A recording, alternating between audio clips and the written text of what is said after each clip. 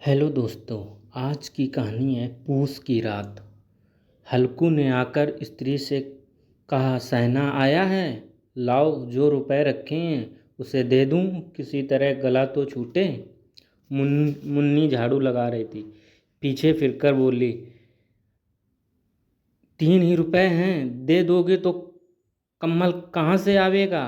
मांग पूस की रात हार में कैसे कटेगी, उससे कह दो फसल पर ही दे देंगे, अभी नहीं। हल्कू एक क्षण अनिश्चित दशा में खड़ा रहा। पूस सिर पर आ गया। कंबल के बिना हार में रात को वह किसी तरह सो नहीं सकता, मगर सहना मानेगा नहीं।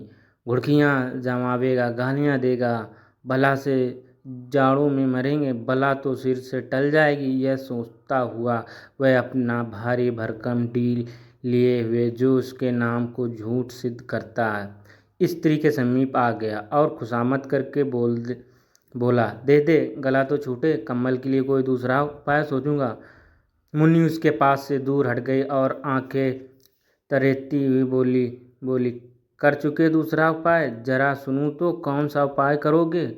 कोई खैरात दे देगा कम्बल। ना जान कितनी बाकी है जो किसी तरह चुकने ही नहीं देती।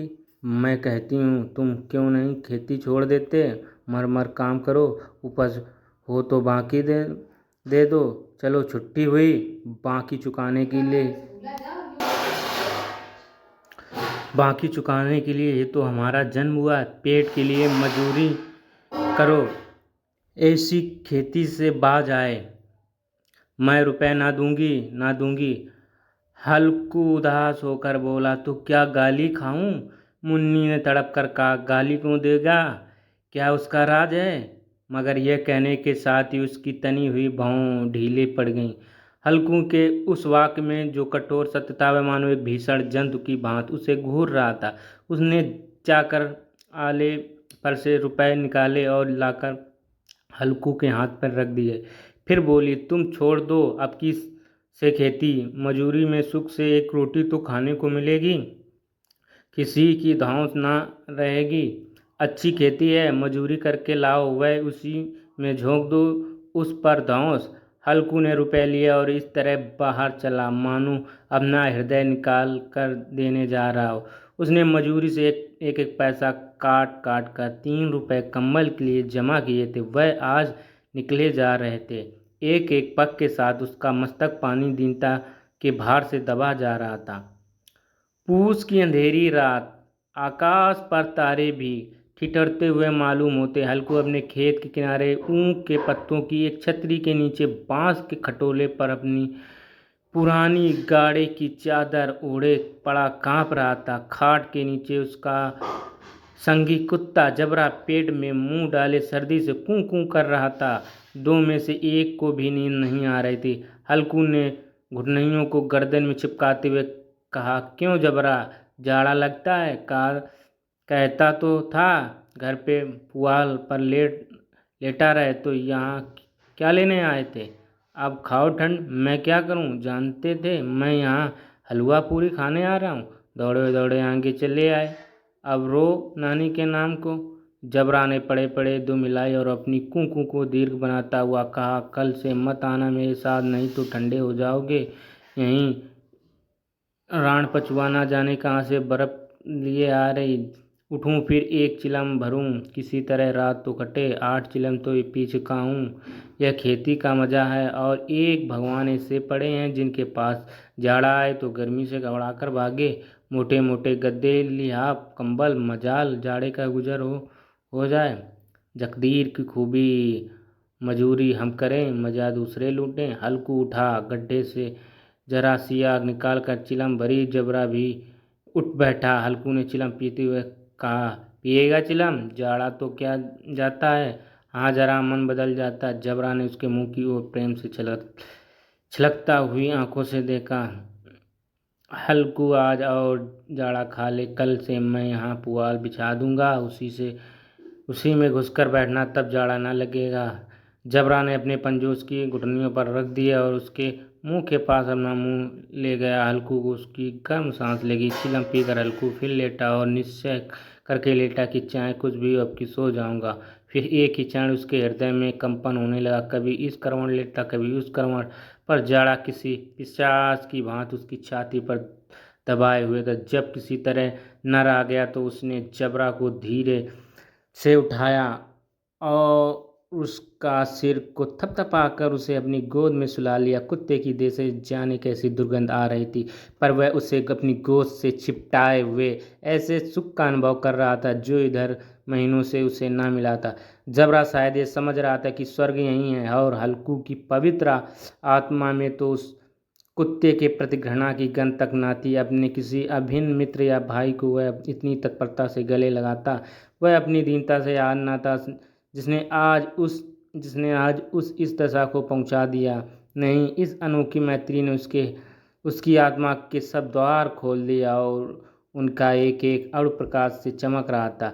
सहसा जबरा ने किसी जानवर की आड़ पाई। इस विशेष आत्मीयता ने उसमें एक नई स्फूर्ति पैदा कर रही थी जो हवा के ठंडे झोंकों को तुच्छ समझती थी। वह झपटकर उठा और छपरी से बाहर आकर फूंकने लगा। हल्कू ने उसे कई बार चुमकार कर बुलाया, पर वह उसके पास न आया। हार के चारों तरफ दौड़ दौड़ कर फूंकता रहा। एक क्षण के लिए भी आ जाता तो तुरंत ही फिर दौड़ता। कर्तव्य उसके हृदय में अरमान की भांति उछल रहा था। 1 घंटा और गुजर गया। रात ने शीत को हवा से धकधकाना शुरू कर दिया। हल्कू उठ बैठा और दोनों घुटनों को छाती से मिलाकर सिर को उसमें छिपा लिया। फिर भी ठंड कम न हुई। ऐसा जान पड़ता था सारा रक्त जम गया, धमनियों में रक्त की जगह हिम बह रही। उसने झुककर आकाश की ओर देखा। अभी कितनी रात बाकी है। सप्तऋषि अभी आकाश में आधे ही नहीं चढ़े, ऊपर आ जाएंगे तब कहीं सवेरा होगा। अभी दोपहर से ऊपर रात है। हल्कू के खेत से कोई एक गोली के टप्पे पर आमों का एक बाग था। पतझड़ शुरू हो गई थी। बाग में पत्तियों के ढेर लगा हुआ था। हल्कू ने सोच चलकर पत्तियां बटोरूं और उन्हें जलाकर खूब तापूं। रात कोई मुझे पत्तियां बटोरते देख तो समझे कोई भूत है, कौन जाने कोई जानवर ही छिपा बैठा हो। मगर अब तो मैं बैठा नहीं रह जाता। उसने उसके पास अरहर के खेत में जाकर कई पौधे उखाड़ लिया। उनका एक झाड़ू बनाकर हाथ में सुलगाता हुआ उपला लिए बगीचे की तरफ चला। जबरा ने उसे आते देखा, पास आया, दो मिलाने लगा। हल्कू ने कहा, अब तो नहीं रहा जाता जबरू, चलो बगीचे में पत्तियां बटोर कर तापें। टाटे हो जाएंगे तो फिर आकर सोएंगे, अभी तो बहुत रात है। जबरा ने कूं करे सहमत प्रकट किया और आगे बगीचे की ओर चला। बगीचे में खूब अंधेरा छाया हुआ था और अंधकार से में निर्दय पवन पत्तियों को कुचलता हुआ चला जाता। वृक्षों से ओस की बूंदें टपटन नीचे टपक रही थी। एक झोंका मेहंदी के फूलों की खुशबू लिए हुए आया। हल्कू ने कहा, कैसी अच्छी महक आई जबरू, तुम्हारी नाक में भी तो सुगंध आ रही। जबरा को कहीं जमीन पर एक हड्डी पड़ी मिल गई थी, उसे छिचोड़ रहा था। हल्कू ने आग जमीन पर रख दी और पत्तियां बटोरने लगा। जरा देर में पत्तियों का ढेर लग गया। हाथ ठिठुरे जाते, नंगे पांव लग जाते और वह पत्तियों का पहाड़ खड़ा कर रहा था। इसी अलाव में वह ठंड को जलाकर भस्म कर देगा। थोड़ी देर में अलाव जल उठा। उसकी लौ ऊपर वाले वृक्ष की पत्तियों को छूकर भागने लगी। उस अस्थिर प्रकाश में बगीचे के विशाल वृक्ष ऐसे मालूम होते थे मानो उस अथाह अंधकार को अपने सिरों पर संभाले हुए। अंधकार के उस अनंत सागर में यह प्रकाश एक नौका के समान हिलता मचलता हुआ जान पड़ता है। हल्कू के अलाव के सामने बैठा आग ताप रहा था। एक क्षण उसने दोहर उतार कर बगल में दबा ली, दोनों पांव फैला लिए मानो ठंड को ललकार रहा हो। तेरे जी में आए सो कर। ठंड की असीम शक्ति पर विजय पाकर वह विजय गर्व को हृदय में छिपा न सकता था। उसने दोबारा से कहा, क्यों जब्बर, अब ठंड नहीं लग रही? जब्बर ने कूं कूं करके मानो कहा, अब क्या ठंड लगती ही रहेगी, पहले से यह उपाय न सूझा? नहीं, इतनी ठंड क्यों खाते? जब्बर ने पूंछ हिलाई। अच्छा आओ, अब इस लाव को कूद कर पार करें, देखे कौन निकल जाता। अगर जल गए बच्चा तो मैं दवा ना करूंगा। जब्बर ने उस अग्निराश की ओर कतार नेत्रों से देखा। मुन्नी से कल न कह देना नहीं लड़ाई करेगी। यह कहता हुआ उछला और उस लाव के ऊपर से साफ निकल गया। पैरों में जरा लपट लगी, वह कोई बात न थी। जबरा आंगी के गिर्द घूमकर उसके पास आ खड़ा हुआ। हल्कू ने कहा, चलो अब इसकी सही नहीं, ऊपर से कूद कर आओ। और वह फिर कूदा और अलाव के इस पार आ गया। पत्तियां जल चुकी थी बगीचे, फिर अंधेरा छा गया। राख के नीचे कुछ आग बाकी थी जो हवा का झोंका आने पर जरा जाग उठती थी, फिर एक क्षण में फिर आंखें बंद कर लेती। हल्कू ने फिर चादर ओढ़ ली और गर्म राख के पास बैठा हुआ एक गीत गुनगुनाने लगा। उसके बदन में गर्मी आ गई। फिर ज्यों ज्यों शीत बढ़ती जाती उससे आलस दबाए लेता। जबरा जोर से फूंक कर खेत की ओर भागा। हल्कू को ऐसा मालूम हुआ जानवरों का एक झुंड खेत में आया। शायद नील गायों का झुंड था। उनके कूदने दौड़ने की आवाज़ें साफ कान में आ रही थी। फिर ऐसा मालूम हुआ खेत में चर रही उनके चबाने की आवाज़ चर चर सुनाई देने लगी। उसने दिल में कहा, नहीं, जबरा के होते हुए कोई जानवर खेत में नहीं आ सकता।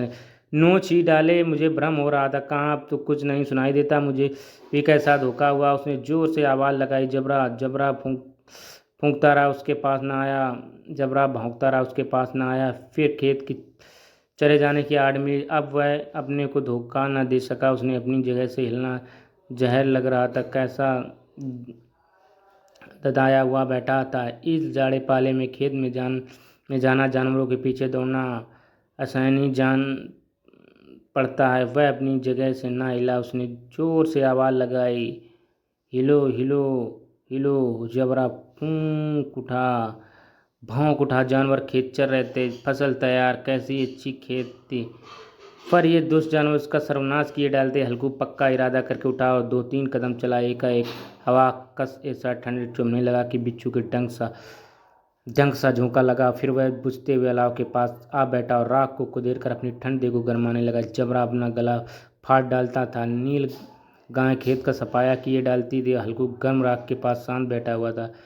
आक्रमणता ने रस्सियों की बांध से चारों तरफ से जकड़ रखा था। उसी राख के पास गर्म जमीन परत की चादर ओढ़कर वह सो गया। सवेरे जब उसकी नींद खुली तो चारों तरफ धूप फैल गई थी और मुन्नी कह रही थी कि क्या आज सोते ही रह गए, तुम यहाँ आकर रम गए। उधर सारा खेत चौपट हो गया। हल्कू ने उठकर कहा, क्या तू खेत से होकर आ रही है? मुन्नी बोली, हाँ, सारे खेत का सत्यानाश हो गया। भला ऐसा भी कोई सोता है? तुम्हारे यहाँ मड़ैया डालने से क्या हुआ? हल्कू ने बहाना किया, मैं मरते मरते बचा, तुझे अपने खेत की पड़ी। पेट में ऐसा दर्द हुआ मैं नहीं जानता हूँ। दोनों फिर खेत के डांट पर आए। देखा सारा खेत रौंदा पड़ा हुआ। जबरा मड़ाया के नीचे चित लेटा, मानो प्राण ही ना हो। दोनों खेत की दशा देख रहे थे। मुन्नी की मुख पर उदासी छाई, पर हल्कू प्रसन्न था।